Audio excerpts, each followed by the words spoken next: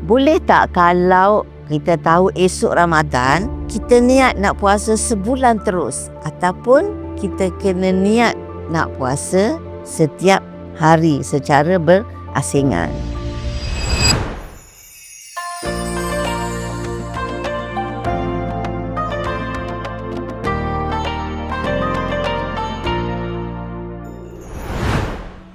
Jadi kita tahu bahawa niat adalah satu rukun penting dalam ibadah. Nabi SAW bersabda, "Innamal a'malu binniyat."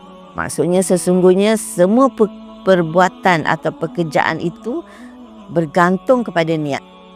Jadi sah atau tidak sah ibadah kita bergantung kepada niat kita, dan kita akan dapat pahala mengikut apa yang kita niatkan. Niat yang ikhlas akan diterima oleh Allah Subhanahu wa Ta'ala. Sebaliknya, kalau niat tidak ikhlas, bukan kerana Allah Subhanahu wa Ta'ala, maka amalan itu tidak diterima di sisi Allah Subhanahu wa Ta'ala. Tapi apa sebenarnya makna niat tu? Niat adalah keazaman kita untuk melakukan sesuatu dengan kita tahu amalan itu diwajibkan, disunatkan, diperintahkan oleh Allah dan Rasul. Seperti puasa. Kita tahu bahawa Allah Subhanahu Wa Ta'ala memerintahkan kita supaya berpuasa pada bulan Ramadan. Jadi bila kita tahu masuknya Ramadan, kita pun berazam dalam hati kita bahawa kita akan menunaikan puasa Ramadan ini. Jadi persoalan tadi, bolehkah kita masuk saja Ramadan, kita pun niat nak puasa sebulan terus, ataupun setiap hari kita kena ulang niat itu? Mengikut jumhur, majoriti ulama, kita kena niat, perbaharui niat setiap hari. Sebab apa? Sebab puasa Ramadan ini dikira setiap hari itu ibadah yang tersendiri.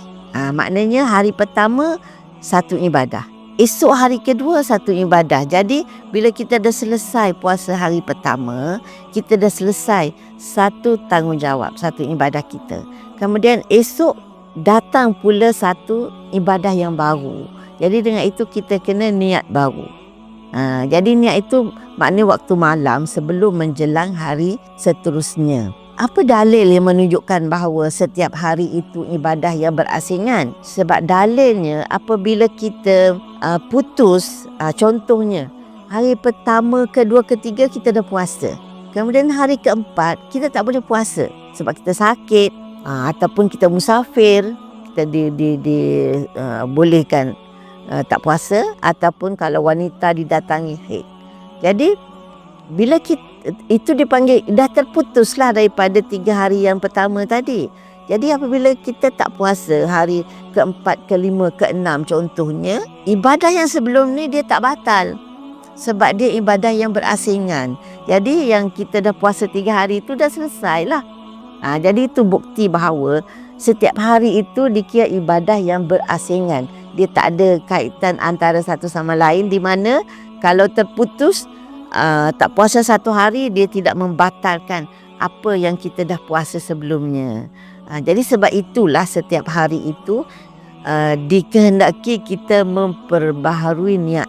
Jadi kalau orang yang dah terputus, katakan dia dah puasa 3 hari tadi contoh, kemudian dia tak puasa 3 hari ke 4 hari, bila nak sambung balik puasa, dia wajiblah niat balik dia nak puasa tu. Jadi begitulah seterusnya. Jadi itu pendapat jumhur bahawa setiap hari kita mestilah memperbaharui niat kita.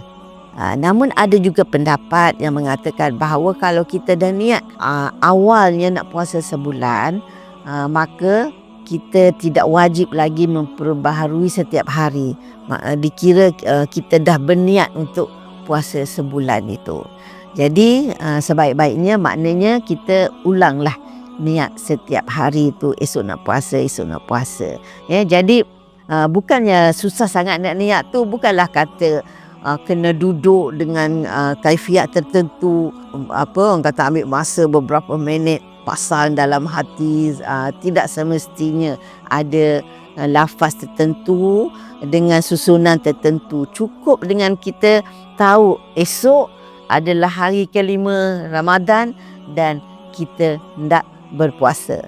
Itu pun sudah mencukupi. Maknanya ada keazaman dalam hati kita bahawa besok kita akan menunaikan puasa tu. Senang saja kan? Inilah apa? Inilah Islam kita yang penuh rahmah. Jika anda rasa video ini bermanfaat, sila like, komen dan share.